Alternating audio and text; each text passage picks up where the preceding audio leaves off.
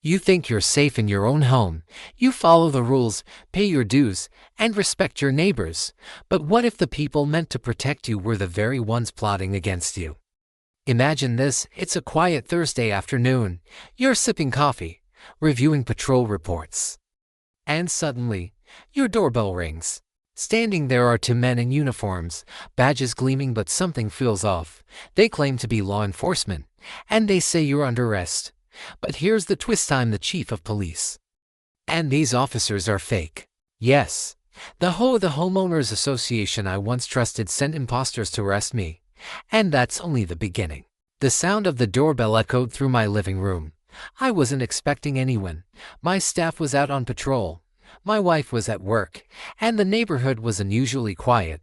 I approached the door, instinctively reaching for the pepper spray in my pocket. Not that I ever thought I'd need it at home, but instincts are instincts. I opened the door. Two men in dark uniforms stood there, badges polished, hats neatly positioned. "Good afternoon, sir. We're here regarding a complaint filed against you," one of them said. I studied their faces, noticing tiny inconsistencies, the kind only someone who has spent decades in law enforcement could spot immediately. The badges looked slightly off, the uniforms not standard issue. "I'm the chief of police," I said calmly, my voice steady. "Show me your credentials." Their expressions didn't falter, but something in their eyes revealed panic. One of them handed me a laminated card. It looked official, but the lamination quality and the font screamed forgery. "You don't need to see that. Step outside," the man insisted. I chuckled. "I think you need to step back.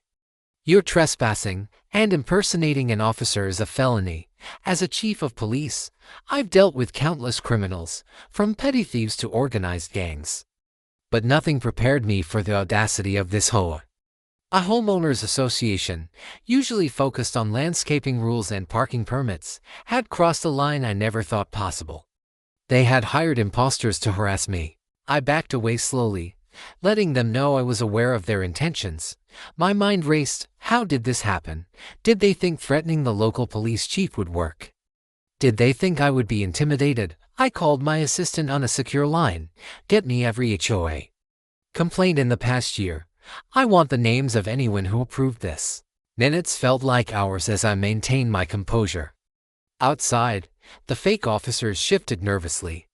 They clearly weren't prepared for confrontation with someone trained to handle high-risk situations. I decided to escalate calmly but firmly. "Listen," I said, my tone deliberate. "You need to leave my property immediately. You are impersonating law enforcement. You are trespassing. Any further action from you will be met with immediate arrest." The taller of the two men stepped closer. "Sir, we have authority." I interrupted. "I am the authority here. You are trespassing and committing a crime. Back away." They looked at each other, confusion evident. They hadn't anticipated this. Most civilians would comply, but I wasn't most civilians. Finally, the shorter man whispered something to the taller one. They exchanged a quick, nervous glance. Then, surprisingly, they backed off. But this was far from over.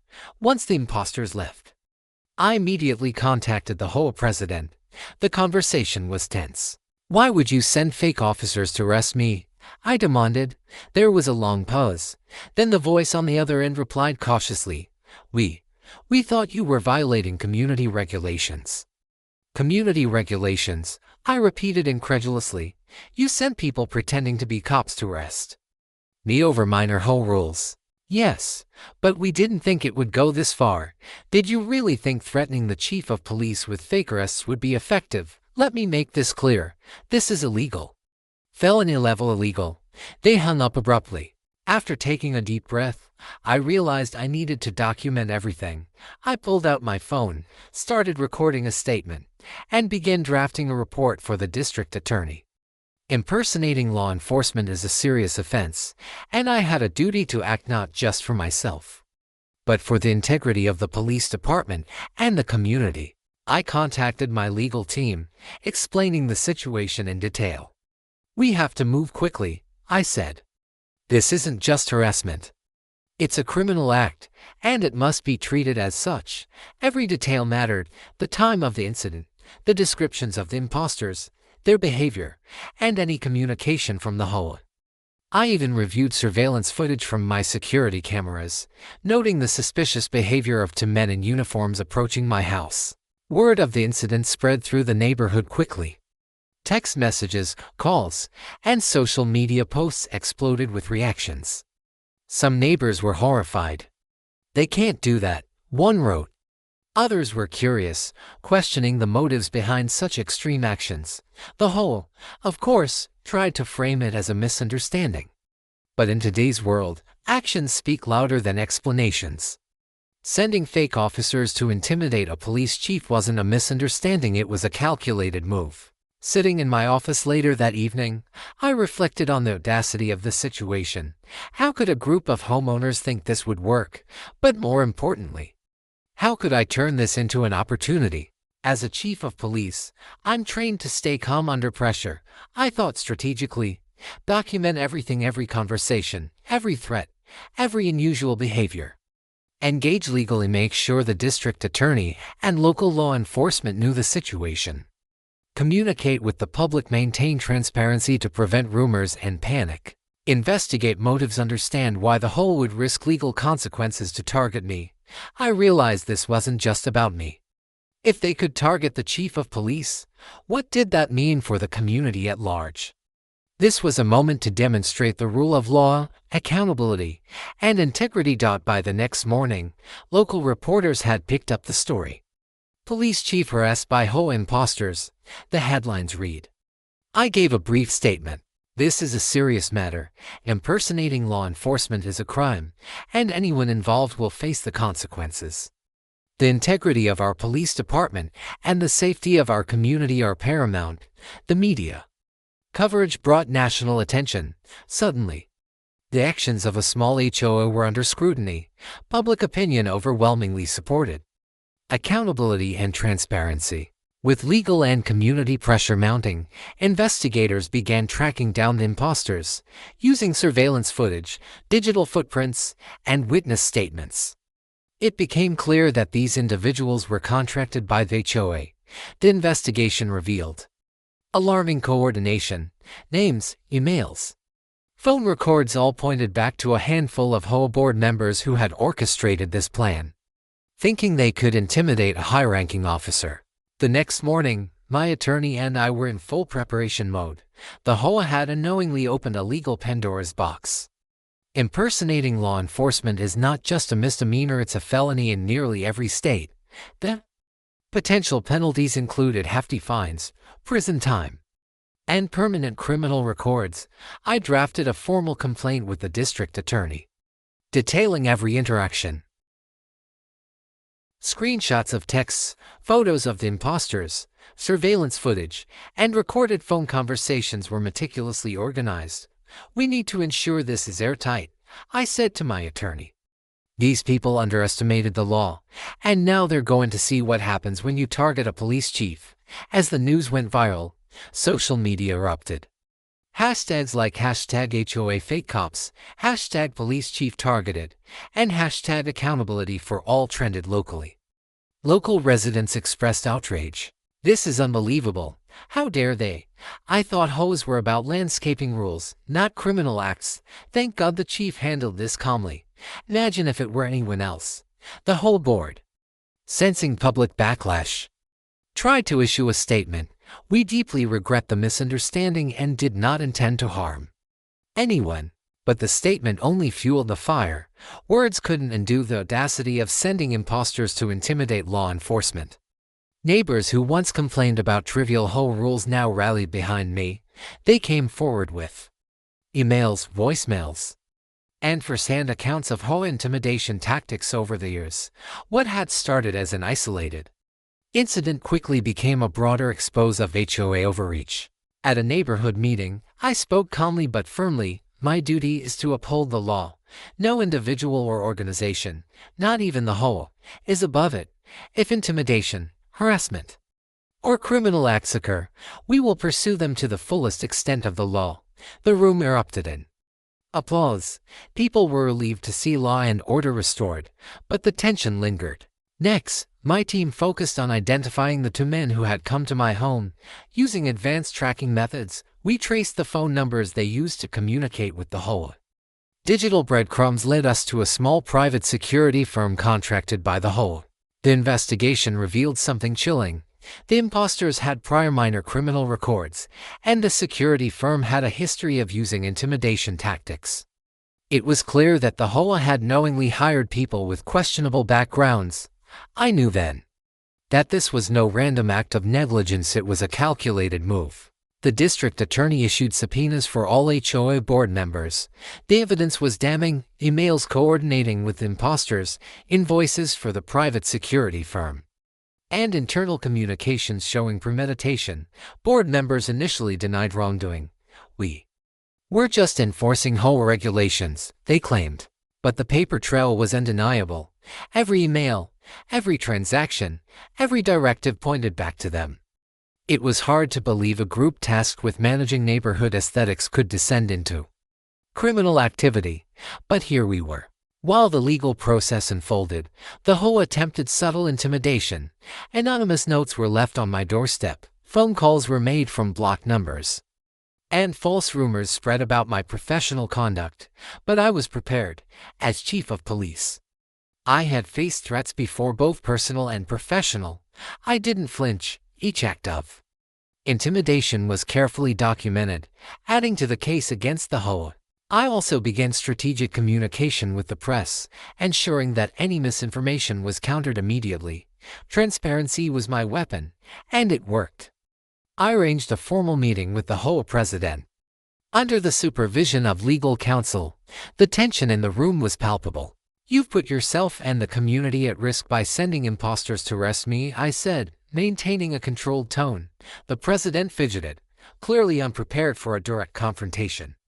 We thought it would be a minor scare." "Minor scare?" I repeated incredulously. "You hired criminals to impersonate law enforcement and intimidate the chief of police. That's not minor, that's criminal. You've jeopardized lives and the integrity of the entire community." Their response was weak, defensive, and ultimately incriminating. Every word spoken in that room would later become part of the legal record. Over the next weeks, our team gathered more evidence: statements from neighbors who had witnessed suspicious meetings, phone records, GPS data from the impostors' vehicles, and even financial records showing payments from the Hoa to the security firm. The whole board was blindsided. They didn't anticipate the level of scrutiny, and now every move they made was being watched.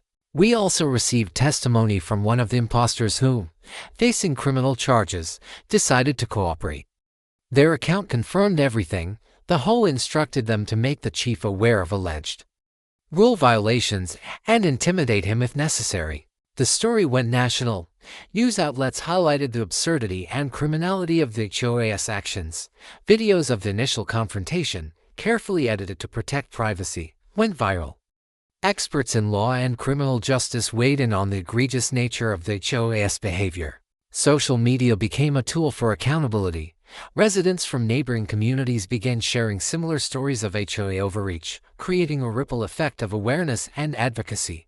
The Hoa, now in damage control mode, attempted to downplay the situation, but public pressure, legal scrutiny, and media attention made it impossible to escape accountability.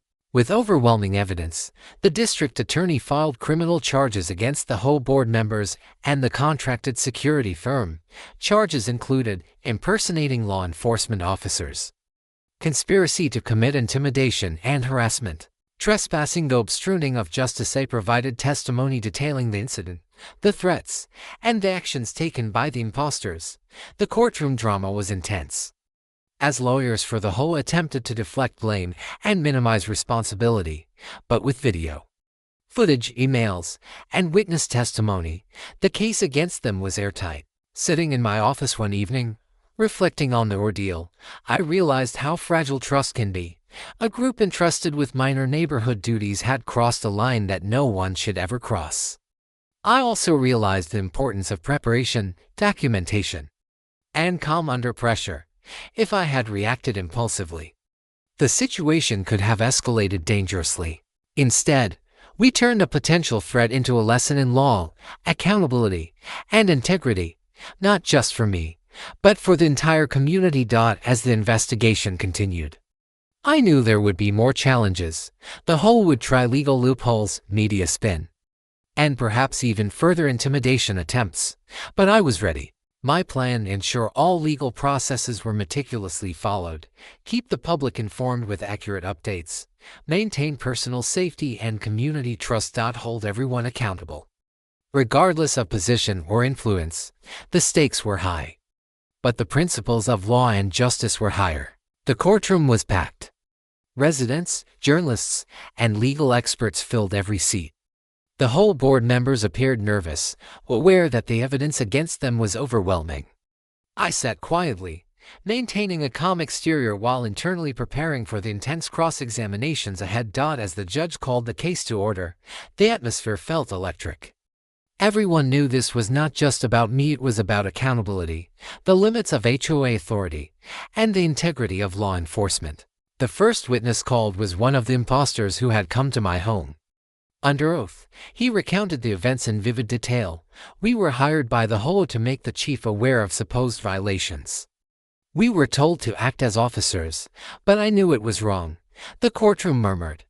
The HOA's lawyer attempted to interrupt, but the judge firmly said, "Witness, continue your testimony." Next, the prosecutor presented digital evidence: emails, texts, invoices, and GPS tracking logs. Each piece clearly connected the whole board members to the criminal plan. Surveillance video showed the imposters at my property, wearing fake badges and uniforms. The president hesitated, visibly sweating. Well, I thought that meant professional security experience. The courtroom reacted with disbelief. I could feel the tension rise. The truth was finally surfacing. Outside the courthouse, reporters swarmed, live broadcasts, social media updates, and news articles portrayed the HOA as reckless and criminally negligent. I watched silently, knowing that every detail was a step closer to justice. One board member tried to downplay their involvement, claiming they had no idea about the imposters' background. But emails proved otherwise. They explicitly discussed hiring men with previous security experience and instructed them to handle the situation. The evidence was damning. There was no escape. The HOA's attorney tried a desperate strategy, painting the incident as a misunderstanding. "Your Honor, our clients never intended to intimidate anyone," the lawyer argued. "They were only enforcing neighborhood regulations. Surely, the chief of police understands procedural mistakes happen." The courtroom erupted in quiet laughter. Procedural mistakes don't involve impersonating law enforcement, trespassing, and causing fear in a police chief's home. I remained composed, taking mental notes of every misstatement. This would be useful later, both legally and publicly. Several neighbors were called to testify. One after another described harassment, intimidation, and overreach by the HOA over the years. They once threatened my family over landscaping issues. One resident said, "I feared retaliation for speaking up." Another added, "Sending fake officers to a police chief. That's unbelievable." Their testimonies painted a clear pattern of abuse. The HOA's claim of a simple misunderstanding began to crumble. The whole president's turn came. The prosecutor methodically asked pointed questions, exposing contradictions in his story. "Said you did not know the imposters had criminal records, yet your email clearly states, make sure they have experience handling confrontational situations." Police chief targeted by HOA imposters, headlines screamed. Local and national coverage brought attention not only to my case but also to HOA abuses nationwide. The HOA scrambled to release statements, but their credibility had already collapsed. The public was on my side, and transparency had become my most powerful weapon. Amid the legal storm, I took moments to reflect. As chief of police, I had faced dangerous criminals, high-stakes investigations, and life-threatening situations, but this was different. This was an attack on the very principle of law itself, orchestrated by individuals who should have known better. I realized that leadership, integrity, and composure under pressure were my strongest assets. I had turned what could have been a dangerous and chaotic event into a teaching moment about law, accountability, and resilience. As the trial progressed, tensions within the whole began to fracture. Board members blamed each other, leaked information emerged, and conflicting testimonies surfaced. It became evident that their organization lacked both integrity and cohesion. One board member, in a private conversation later reported by journalists, admitted, "We didn't think it would escalate like this. We just wanted to scare him." This admission only reinforced the severity of their actions and the premeditation behind them. By mid-trial, the prosecutor summarized the case: impersonation of law enforcement officers, conspiracy to commit harassment and intimidation, trespassing and obstruction of justice. Pattern of whole misconduct. Evidence was overwhelming. With every piece presented, the likelihood of a favorable outcome for the whole diminished. It became clear that accountability was inevitable. The judge, reviewing the evidence, made a preliminary ruling on procedural violations. The whole board had acted outside their legal authority and knowingly endangered residents.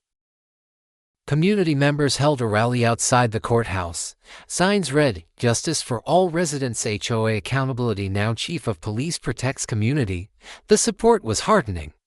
Residents who once felt powerless now saw that collective action and transparency could hold even governing bodies accountable.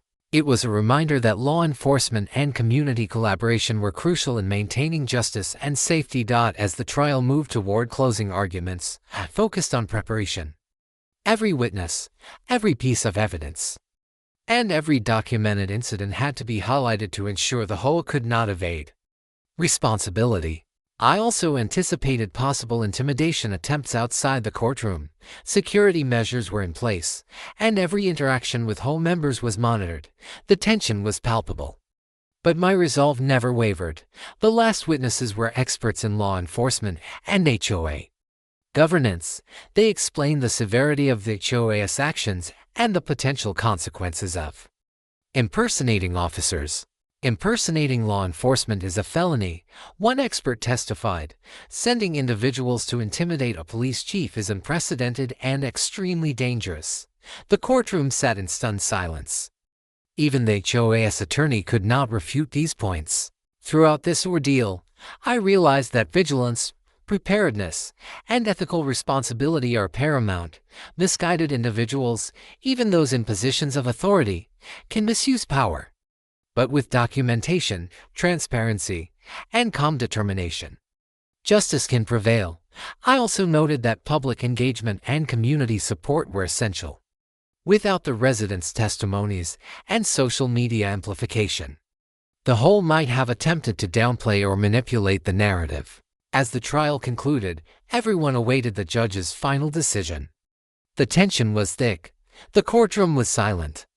I sat quietly, mentally reviewing the case, knowing that months of preparation, evidence gathering, and patience had led to this moment. The whole board members shifted uncomfortably.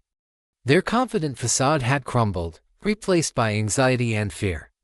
The impostors' cooperation and the overwhelming evidence had made their defense nearly impossible. Even before the verdict, the story had far-reaching implications.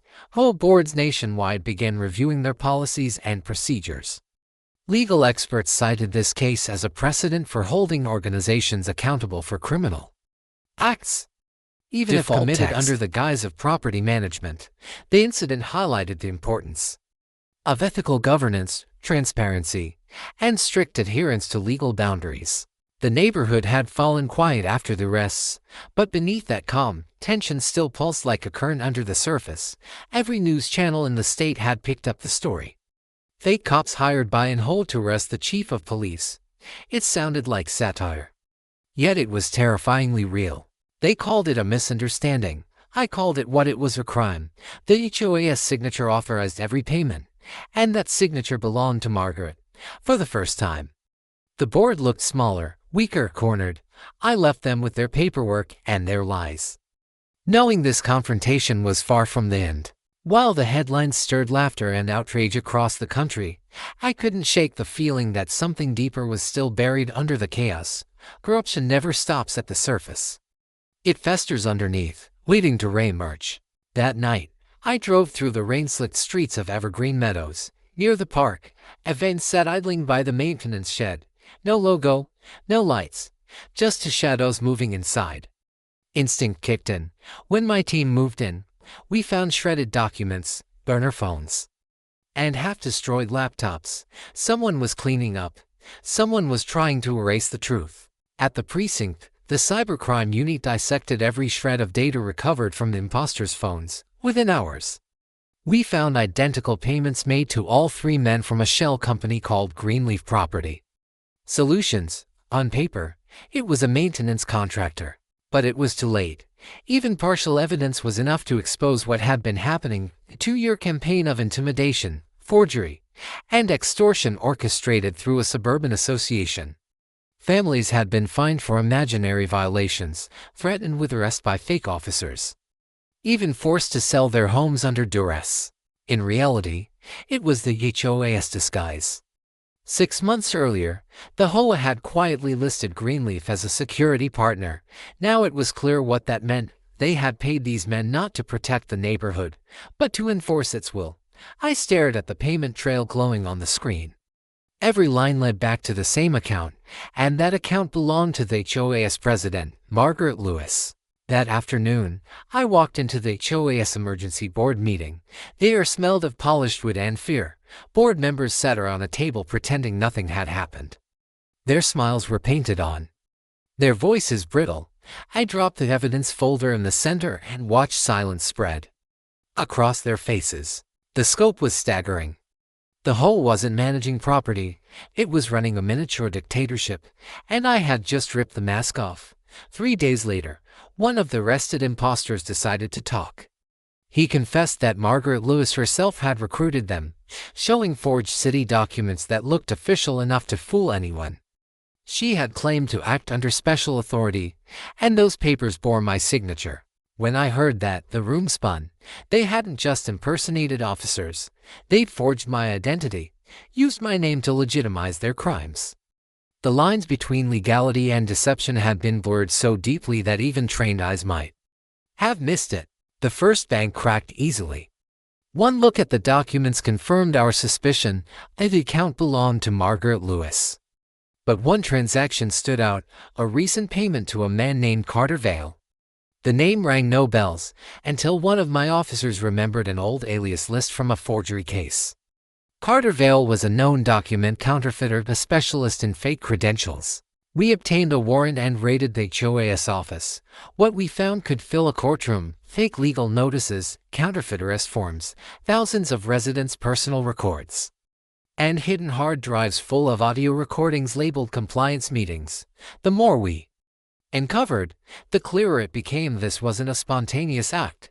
It was an empire built on control. The community's reaction was immediate. Some residents sobbed with relief, others trembled with rage. For years, they had been manipulated by letters stamped with false authority, believing they could lose everything if they didn't comply. The betrayal cut deep. But amid the outrage, one figure was missing: Margaret Lewis. By the time we served the second round of warrants, her house was empty, her car was gone, her phone disconnected. It wasn't an escape of panic, it was a disappearance planned with precision. For 2 days, we found nothing. Then, during a forensic audit, an analyst traced a pattern of financial transfers through an account named ML Consulting. The initials were obvious. The funds, hundreds of thousands of dollars siphoned from HOA dues, were being moved through small regional banks across state lines. It was the perfect laundering trail. But not perfect enough.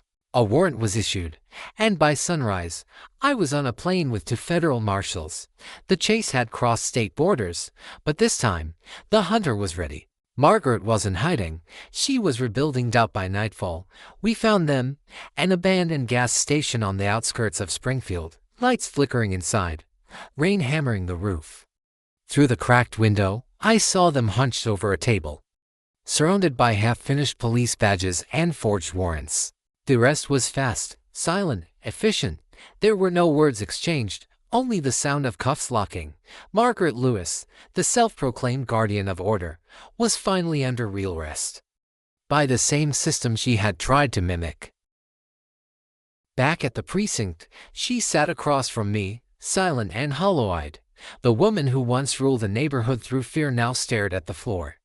Her empire reduced to evidence bags and broken illusions. She didn't argue, didn't confess. She simply said she did what was necessary to maintain control, that people needed rules, even if she had to invent them.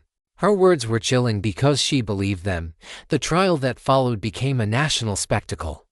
For 6 weeks, the courtroom overflowed with reporters. The prosecution laid out everything: the money trail, the recordings, the forgeries, the testimonies from frightened families. The defense tried to paint her as a misguided reformer, a woman consumed by bureaucracy. But every lie collapsed under the weight of hard evidence. The verdict came swiftly: guilty on all counts of conspiracy, forgery, fraud, impersonation, and obstruction of justice. Margaret Lewis was sentenced to 25 years in federal prison. Her accomplice, the forger Carter Vale, received 15. When the gavel fell, the crowd didn't cheer, they just exhaled. Justice doesn't always bring celebration. Sometimes it only brings silence. Weeks later, the neighborhood held its first open town meeting. The old hall had been dissolved, replaced by a transparent community committee. People spoke freely for the first time in years. No longer afraid of phantom fines or threats, they were rebuilding not just their association, but their trust in one another. I stood quietly at the back, listening. When it ended, an elderly man approached and thanked me. His voice shook as he said that fear had ruled them for too long. I told him that justice isn't about punishment, it's about restoring balance.